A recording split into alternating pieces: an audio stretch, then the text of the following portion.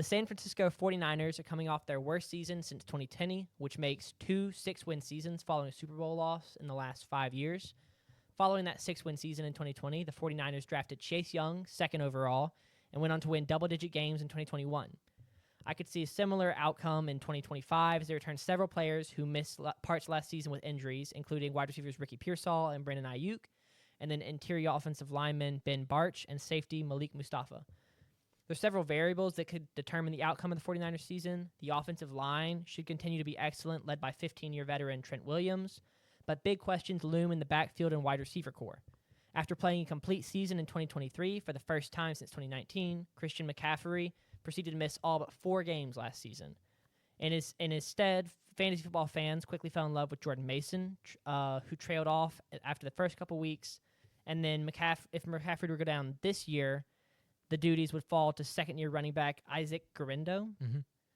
And as we've seen in the past, the drop-off from elite guys like McCaffrey to even decent NFL starters is still pretty noticeable. So on the defensive side of the ball, it looks very different than it did in February of 2024 when they lost that Super Bowl.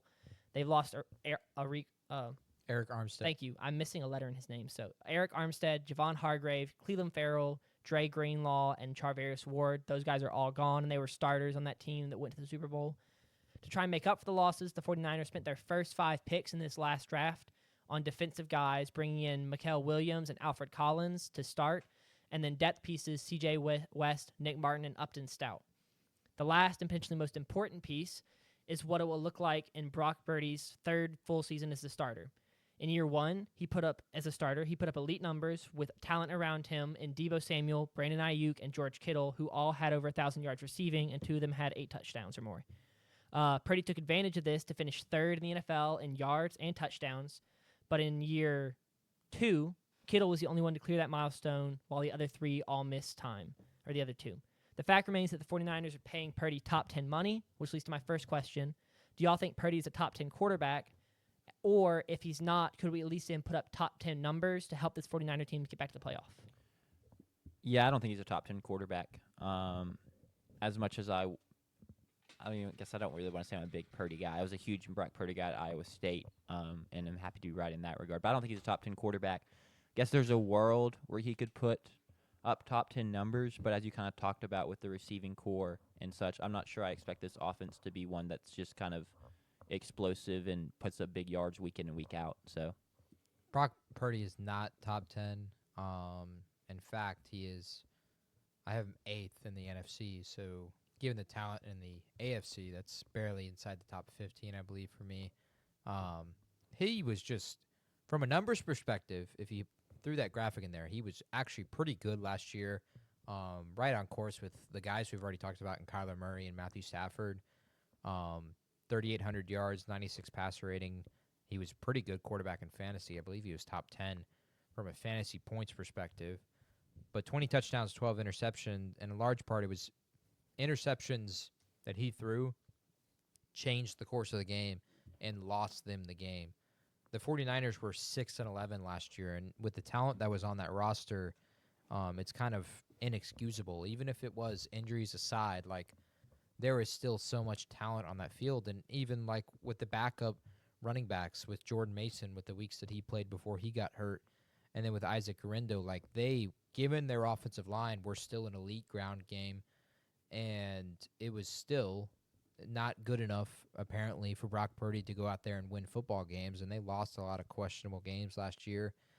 And, the 49ers should not expect to go 6-11 when your quarterback starts the entire year. I think that's the biggest issue for me, is like a top 10 quarterback for the most part, and in most cases, if they play an entire season, that's not a team that goes for 6 wins. Yeah. Sure.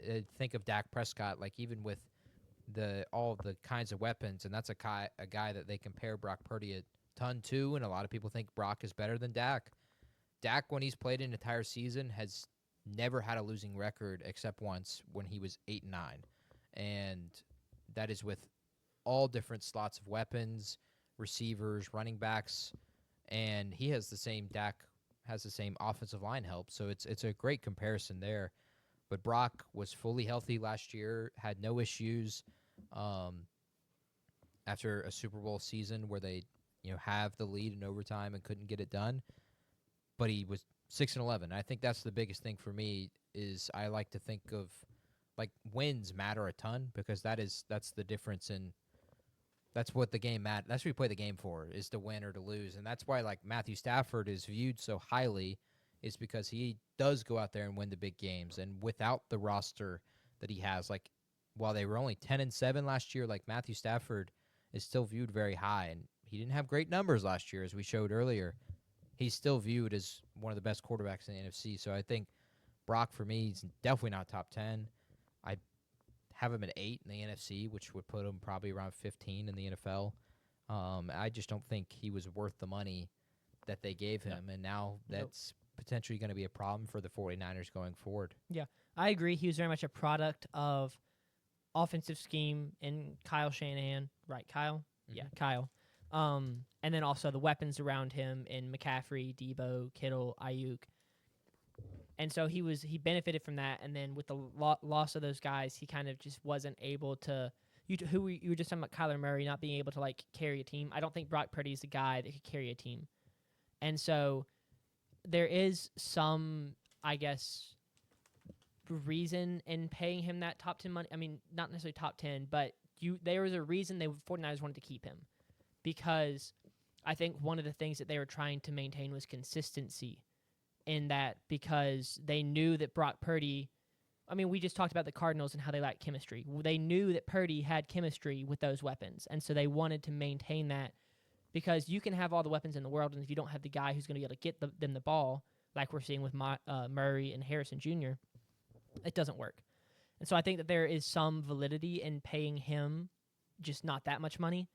And I don't think that I'll be interested. A lot of it will come down to Pearsall to see can Purdy put up numbers like that again. I think Kittle's getting a little bit older. I don't think he's quite where he was. Probably he's not the top 3 tight end he was 3 years ago. He's definitely still top 10, but he's not up there with Brock Bowers and Trey McBride and a couple other guys. So I'll be interested to see how that looks. And then Ricky Pearsall, I think, will be kind of what defines that skill group. Mm-hmm. I mean, he was suffering. He got shot last year. Is that what he missed last season or part of last season with a bullet wound? And then another. I mean, the biggest thing is going to be is Christian McCaffrey healthy or not? Statistically, I think it is likely he will not be healthy because that is how he is most seasons. He has not had back-to-back healthy seasons since like year 2 and 3 or year 1 and 2 of his career. Like I said, 2 years ago, the Super Bowl run year, or they went to the Super Bowl.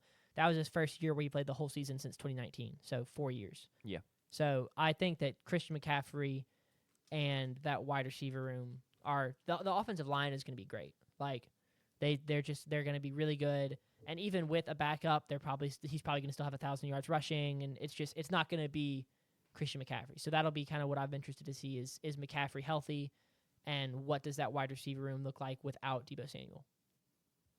Do you have something? yeah, I mean, I agree with a lot of what you said. It's not a group I'm necessarily very high on. And then, of course, I kind of lost my train of thought.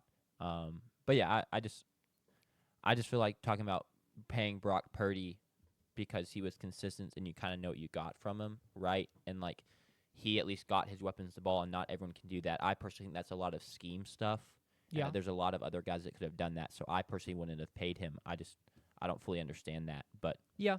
So how much money? Wilson and Winston, they're making like $20 million with the Giants. Is that right? $20 million a year. Think somewhere around there. Yeah. it's And like Purdy's 18 getting like for 40? Wilson. Purdy's getting like 40. He's getting 40 plus. I think he's 43 or 44. Okay, I guess that's like it's top 10 money. I'd have to pull up the over the cap and like compare all of them. Sure. But like I would much rather have a guy like Brock Purdy as my quarterback than a Jameis Winston or a Russell Wilson or how much is Geno getting with the Raiders?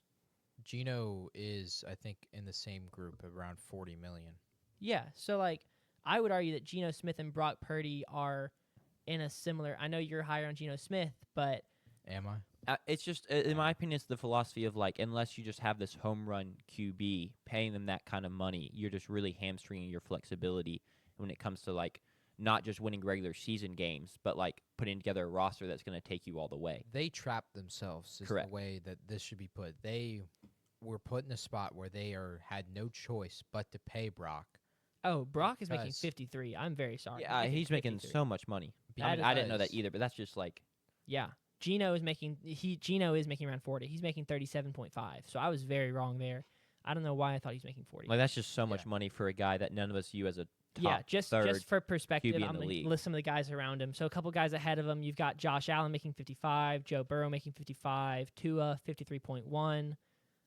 Jared Goff is also making 53. I think there's an argument to be made that Jared Goff and Brock Purdy are in similar situations where both guys are have benefited from being members of elite offenses run by very good offensive coordinators and head coaches with great weapons around them.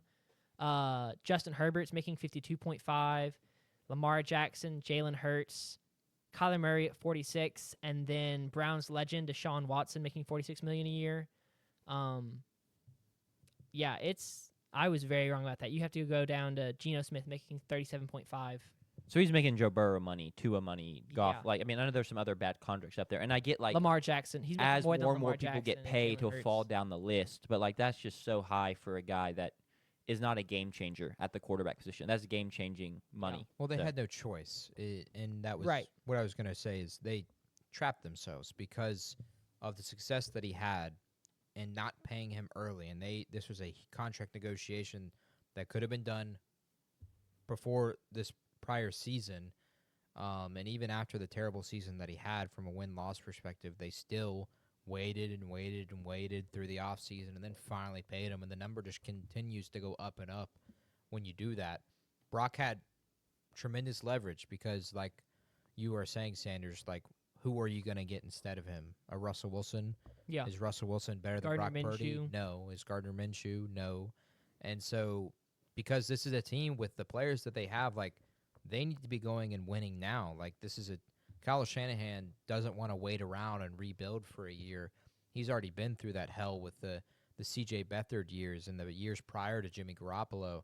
So they were forced to pay Brock Purdy, and now Brock has to deliver for them because when you have guys like Christian McCaffrey and George Kittle and Nick Bosa and Fred Warner who are not getting any younger, these are win-now players, and so they were trapped into this.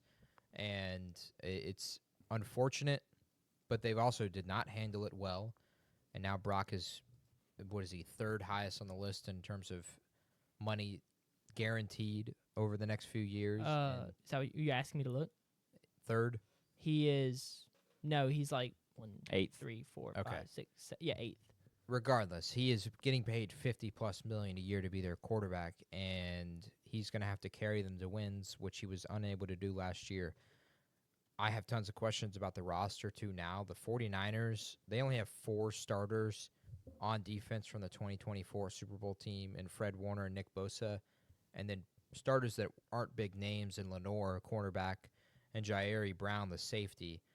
So this is a defense that is not necessarily elite like it used to be. I mean, they lost a ton of players from that defense as well. Dre Greenlaw, Javon Hargrave, Ufanga, the safety, Charvarius Ward, who was their best corner.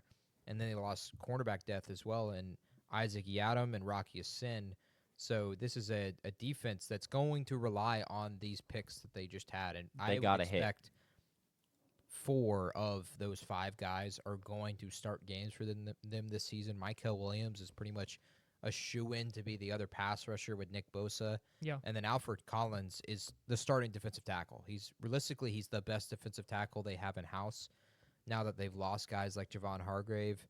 And so this is going to be a team that now relies on those players. They bring back Robert Saleh from the New York Jets. He's now the defensive coordinator again in San Francisco. So they have high hopes there.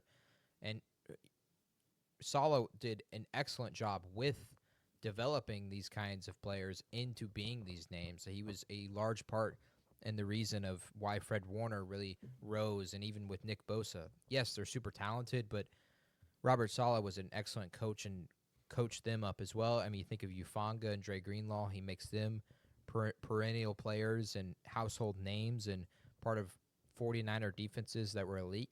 And so now the defense is going to rely on Robert Saleh and these rookies to be productive for them. Sure. So it's going to be a key piece for them. In the last 5 seasons, teams that finished with a top 10 defense averaged 10.5 wins, and teams with a top 5 defense averaged over 11 wins. So San Francisco is looking for that, I think, to help with the fact that Brock Purdy's their quarterback and the weapons there. If they're going to reach the postseason again, that defense is going to have to be elite. I think it's got to be top 10 again. And there's our serious questions there with the rookies that are going to have to start and play valuable snaps for this team. Yeah. And I like their defense was good last year, but something I want to point out is they've kind of been known these past couple years under Shanahan and just recent history of having an elite run defense. And last year they were 18th in opponent rush yards per game, which is just not at all up to a standard. It's below average. And so talking about how you have a great defense overall, but when you're trying to close out games or get one more stops in close games and you can't stop the run in crucial moments, that's just pretty back-breaking and can be an Achilles heel. So that's something they really need to improve on. And like you've already talked about, the only improvement to be had is the guys they brought in, these rookies. There's not really any established vets they brought in to shore that up. It's going to have to come from Alfred Collins, C.J. West, Micah Williams. So I'm very interested to see if they can do that because I think they were top 5 both of the years prior, and then to drop to 18th, they need to find a way to get back up at least to above average. Yeah, Bryce Huff is the only addition that was not in the draft that's going to be impactful for them defensively. He came in a trade from the Philadelphia Eagles to the 49ers, so he's a chance to be other pass rusher as well with Michael Williams. You don't think Trey Brown will be impactful as a starter? I don't. When you say start, impact, thank you. That's what I was gonna say. When you say impactful, do you mean starter or do you mean like? I don't. About like you. Mean I don't see him being as impactful as the guys that they I see lost. what you're saying. Yeah. More importantly, like Bryce Huff has the stature and the ability to potentially be impactful Yes. for Now them, I see what and you're saying. that is they're going to rely heavily on him as well this season. Offensively, like they're not healthy either. Christian McCaffrey, I'll go ahead and say it. He looks slow in training camp, and while clearly he's not running at 100%, there are serious questions there. And that whole injury situation was just nasty last year. Essentially, everyone who had the number 1 pick in a fantasy draft last season got screwed. I would say the F-bomb. I'd say they got fudged. Like It was bad. It was bad. You can't not take him. Exactly. But I was cooked. And so McCaffrey plays 4 games last year. He essentially develops the arthritis or whatever it was called in his other leg throughout the season, and then all of a sudden it looks like he popped his Achilles against Buffalo, but he really tore his MCL. And so McCaffrey is coming back off a huge injury in a season where he did not play a ton of games, and he's going to have to be – he's the best weapon on this offense. Brandon Ayuk is on the PUP list. How many before you move on to McCaffrey? The only other guy I can think of that's had arthritis would have been Todd Gurley, right?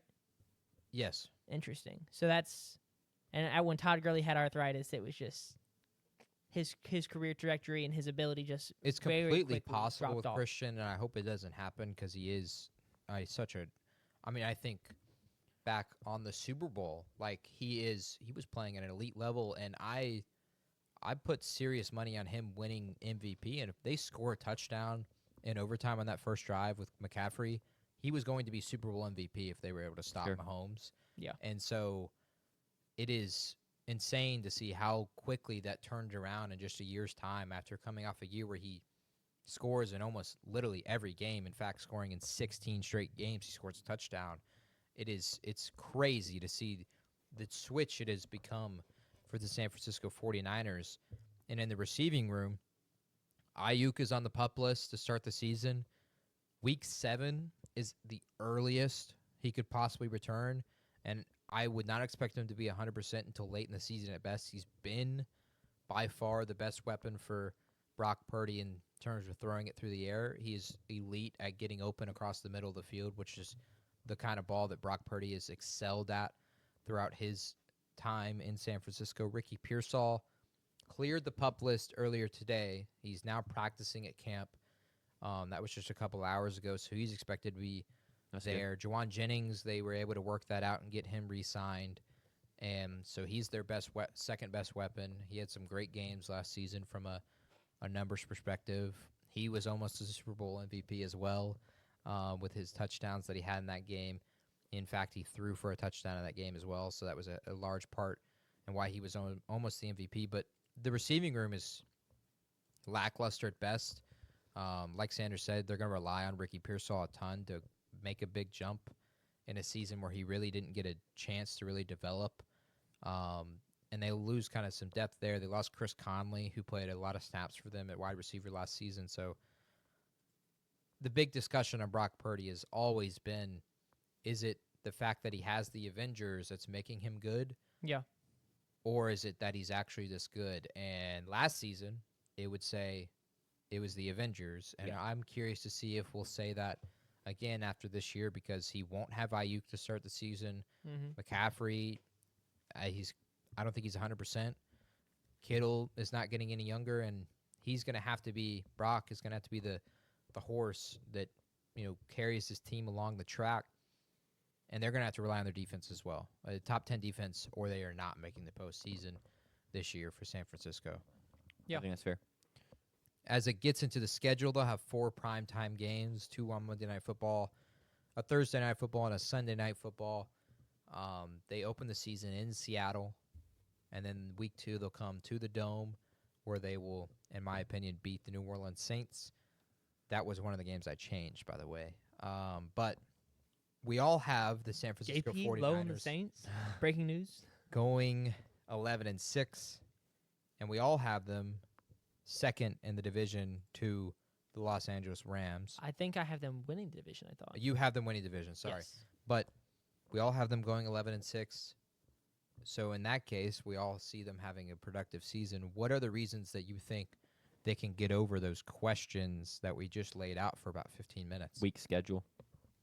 I went into making my picks pretty low on the 49ers and didn't even know if I was going to have them having a winning record or if they were going to be sitting around the 9-8, 8-9.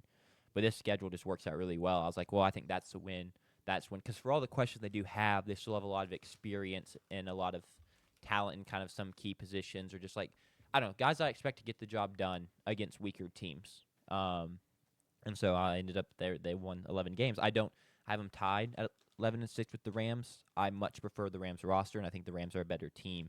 But I just thought this schedule was pretty favorable. And I don't think the 49ers are terrible, because obviously if you're terrible and have a weak schedule, you're still not winning 11-6 games. They're going to handle business, but I just think it lays out favorably for them. Yeah, I agree. It's the fact that they finished 4th in division last year. Correct. They get the 4th spot schedule, so they play the other 4th, and so they play they get to play the Browns, they get to play the Giants, they get to play Carolina, the Jaguars, or the Saints. I'm just trying to look at it off the top of my the head. Saints, yeah.